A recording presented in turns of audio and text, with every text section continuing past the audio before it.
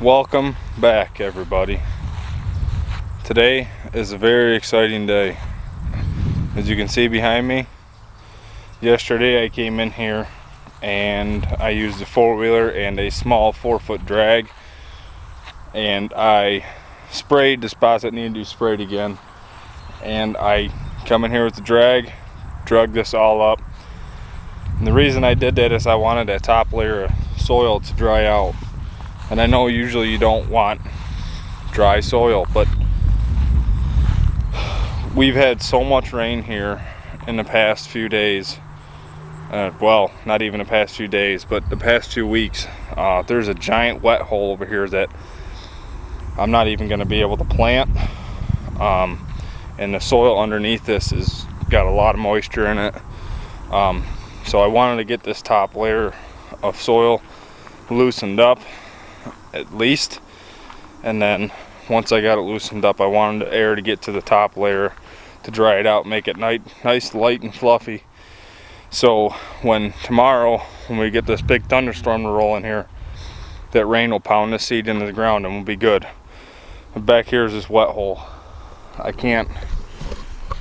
Nothing I can do to get rid of this. I tried dragging on the side of it there. What I'm gonna have to do is just hope this dries up and I'll plant something else in here. But this is just a small 10-foot by 25-foot long little piece. The rest of this plot is looking fantastic.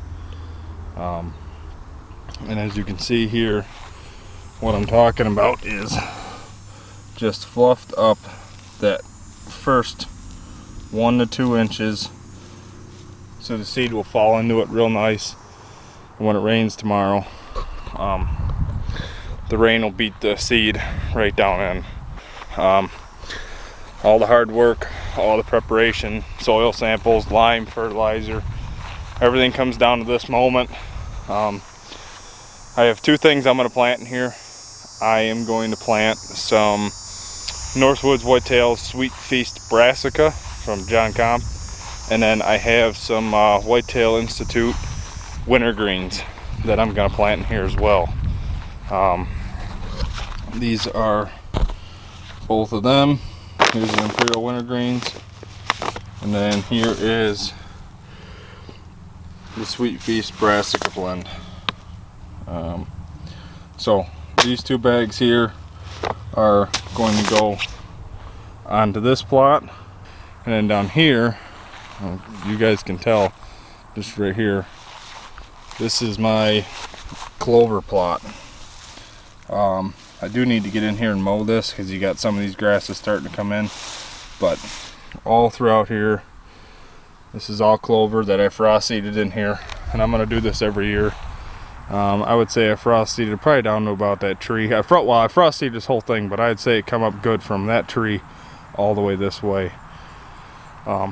There's just an abundance of clover in here, and especially there's a real heavy spot right up here against the food plot. But I did lime and fertilizer all this. I just need to take care of the weeds a little bit better and come back here and mow this some more and really help the clover out. We're going to plant this plot, then we're going to go to my grandma's, and we're going to plant the plot that I call Pine Row.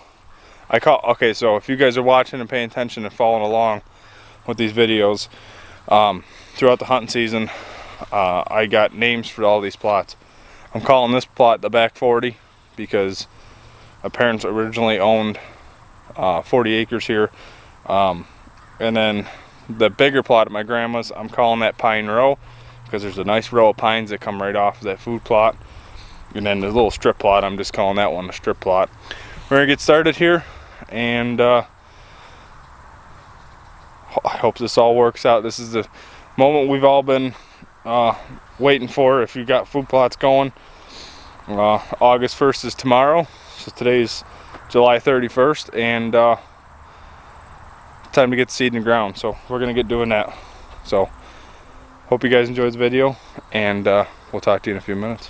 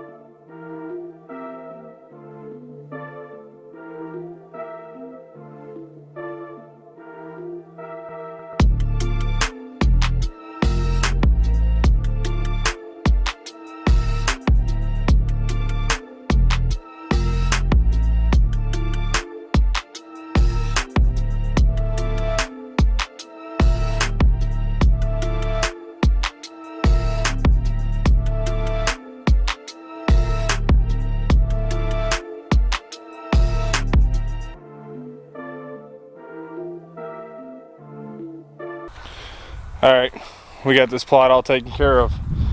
I'm just going to walk you guys out here and kind of show you my coverage rate. I was going for seed every 3 to 5 inches roughly. I think I kind of surpassed it in some spots a little bit, but that's alright. But I'll just try to find a good spot here of what I was after. The whitetail imperial seed is nice because you can really see the seed pretty well. It's got that stuff called rain bond on it. But I think we'll just go right here. Now you can see right here there's a couple of that little blue seed right there, and there's one right there, and then there's a couple in and throughout here, but that's basically what this whole plot looks like. I might have some that are a little close, more close to that 1 to 3 inch range, but I can't help it everywhere. That's just more or less how the seed falls. I did throw some seed into this wet hole. I don't have high hopes for it. If it dries up, what I'll do is I'll come back and I'll throw maybe some John Comp's whitetail habitat solution stuff in it, or something along them lines, and just hope it takes off. But yeah, I'm really excited. If I have any thin spots once it starts growing up, what I'll do is I'll just get another bag and come up here and put it in. But I think we're going to be good. The coverage looks good, and we are going to take off and head over to my grandma's and get the strip plot and the pine row plot all seeded and ready to go. So we'll see you guys over there. Alright everybody, we're here. We're at my grandma's. We're at this plot that I'm calling the strip plot for obvious reasons. This used to be an old brush hog tractor path, and over the years it's just grown up, and since I've started trying to take over on helping out on this property and making sure everything's good, cleaning up, doing some firewood and stuff, I really eventually want to try to get another trail that goes all the way through here just for the deer. There's apple trees all around here. If you watch any of the other videos in the food plot series, you know there's apple orchards on both sides. I've explained where the tree stand is, where the bedding is, relevance to this specific plot, and specifically why I'm putting it in here. Most people understand that deer need to eat about roughly 5 times a day. Roughly every 3-4 hours a deer's got to eat. There's plenty of natural browse in here for the deer, and I think that's why they bed here. I can see multiple apple trees around me that are loaded with apples, plus whatever forage is here on the natural browse. But what I'm trying to do here with this plot is, once these apples are pretty much eaten up, once the natural browse are starting to die, I'm hoping this plot here is going to be a food source that the deer can have extremely close to. It's not in the bedding area, it's just extremely close to it. I'm hoping they have a food source. That's why it's not that big. I don't want to make this plot very big. I just want them to have a little food here for the deer that are going to stay in here, so they'll actually bed in here on my bedding area for the remainder of the day, or whatever. There's a lot of bedding around here. I'm trying to concentrate the deer to one bedding area, or specifically 2 bedding areas that the deer can get to really easily. It's really close. So when they have to feed on whatever time of the day it is, they're 5 times a day, they can just get up, walk a very short distance, and have a nice food source without having to go out to the big ag fields or anything like that. And I don't want it big because I definitely don't want this to be a destination plot or a hunting plot. My hunting plot is on the other side. It's in between the bedding and the what I want to be the destination plot is a big alfalfa field. So this is just a food source that I'm putting very close to the bedding area to try to allow the deer to be able to utilize this and utilize the bedding with food extremely close. So what I'm going to do here is I'm just going to spread this. What I'm planting in here is Whitetail Institute Vision. It's an annual and perennial mix. It's got some clovers. It does have a little bit of, you know, brassicas mixed in with it, not a whole lot. It's got some clovers. I think there might be chicory in here. I don't know. I'd have to look at the bag. Maybe I'll just pop up a picture right here of what's actually in this. So we're gonna get to planting here. It's gonna be a little hard to tell. I came in here, I know it doesn't really look like it, especially if you turn around with the weeds in here. I dished this, or not dished, sorry. I came back here with the drag as well as my other plot yesterday. I dragged all this to break up the top layer so it'll get things drying out for this big rain that we're supposed to get tomorrow. This is the plot that I neglected the most as far as spraying and weed control. So there was some weeds in here, so I dragged this yesterday with the four-wheeler and the drag, and then I sprayed all this. So this is all sprayed with glyphosate, and then once I sprayed with glyphosate, I did the fertilizer in here, because when I did fertilizer it was too wet to get back here. We had too much rain. I just couldn't get in here. So we're gonna get to planting. When I show you the coverage rate that I'm gonna have in here, you're gonna see a bunch of fertilizer, because like I said, I just spread that yesterday, and hopefully this plot takes off. I have a cell cam back here I'm gonna turn off before I get going here, so I don't get 8 billion pictures of me planting, and we're gonna get to going.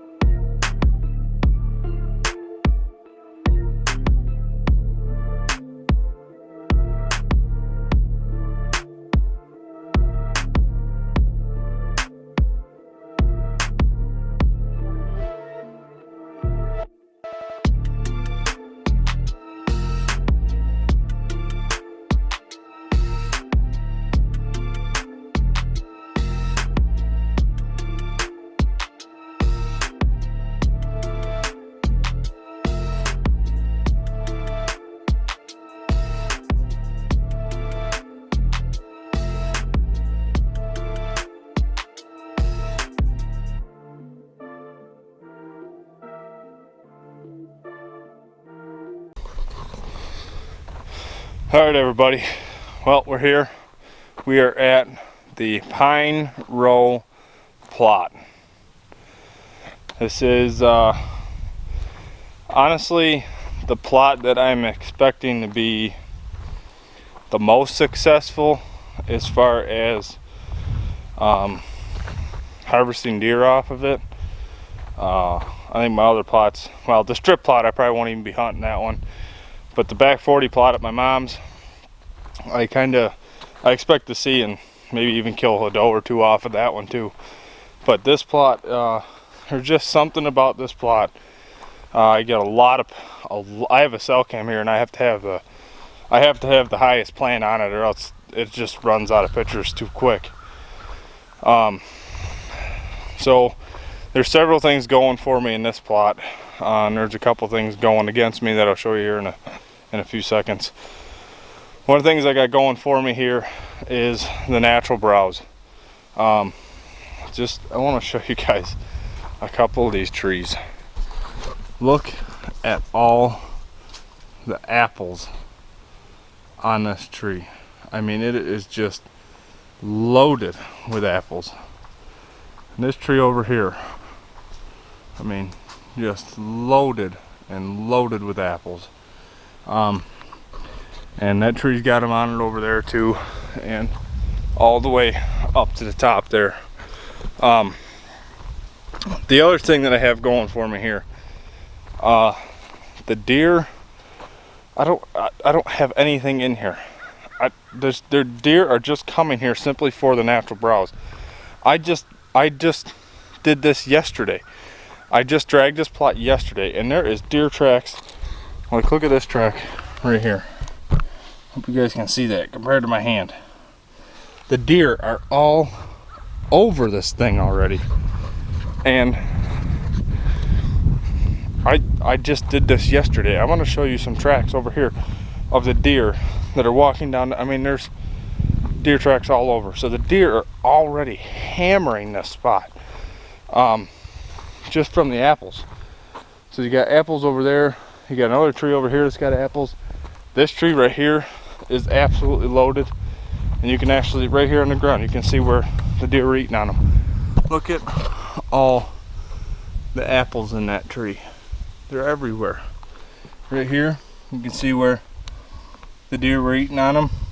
Right there, right there. Deer coming in here and eating these apples.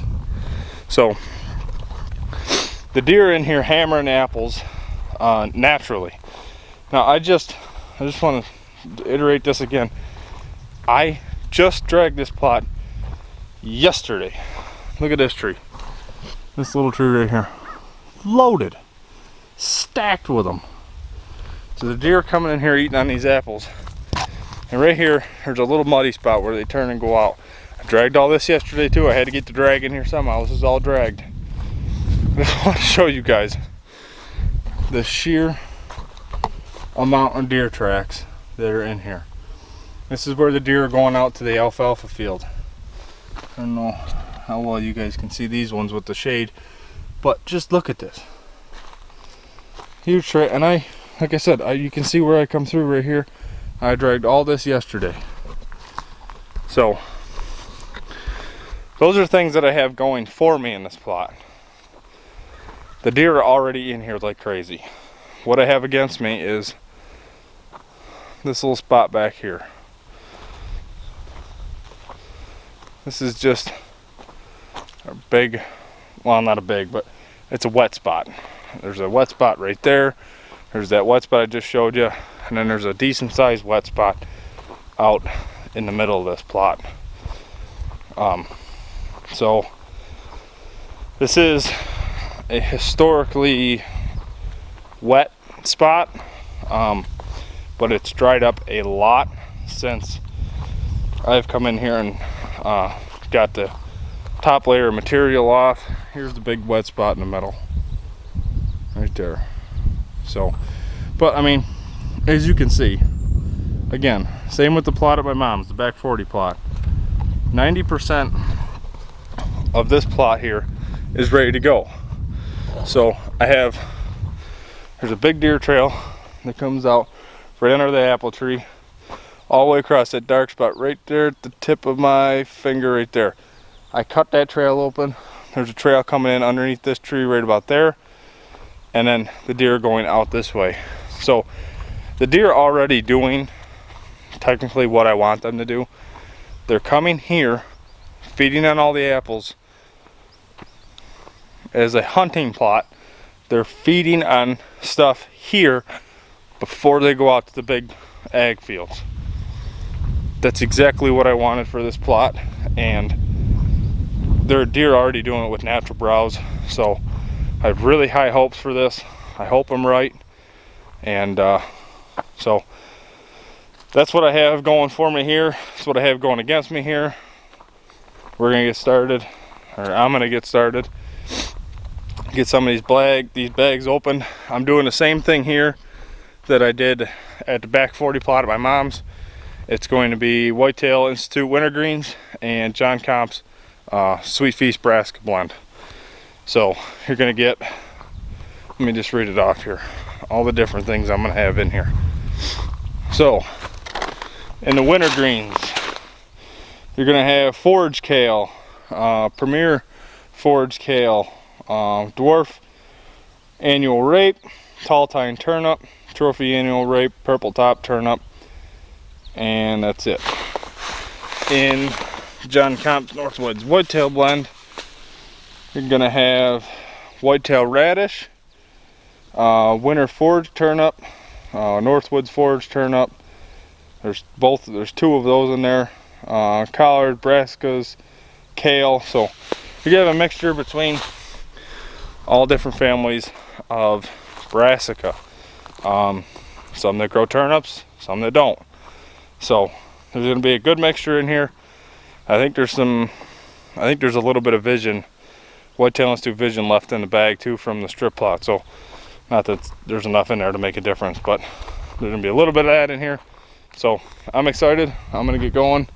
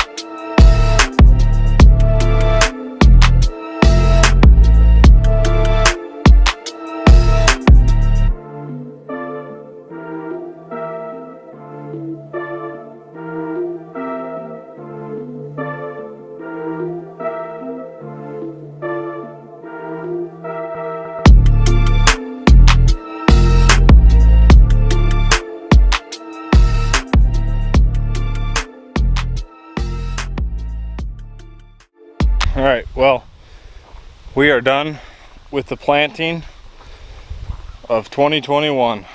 Food plots are planted. All the hard work and preparation went into them this year, and hopefully we get a heck of a crop out of it, and the deer can appreciate it, because it was a lot of work, especially this plot. This pine row plot specifically was just a ton of work, but I think we're good. I'm going to show you guys some of the coverages that I have in here. I don't know how well you guys will be able to see the seeds in here, but got one seed there, got another one right there, looks like there's one in there. A couple yellow seeds in there, a couple blue seeds. So it's kind of heavy, but I think I'm okay with that. Less is technically more when it comes to brassica, because the more brassica you have, the more competition it has, and it kind of stunts it a little bit. But I think we're going to be good. I'm excited to see what this really grows into. Like I said, the top layer is all dragged up, drying out. Normally you don't want to dry, but we're supposed to get a pretty heavy thunderstorm tomorrow. I don't really know what the details are on that storm. Hopefully nothing gets completely washed out. If that happens, then I'll just have to come and check them and see how much seed is left and if I got to get more. So that is going to be it. All the plots are planted, and I'll catch you guys on the next one. I'm going to finish up making my mock scrape video real quick. So we will catch you guys on the next one. Hope you guys enjoyed the food plot series. It's not technically done yet, so we'll see you in about a week and a half.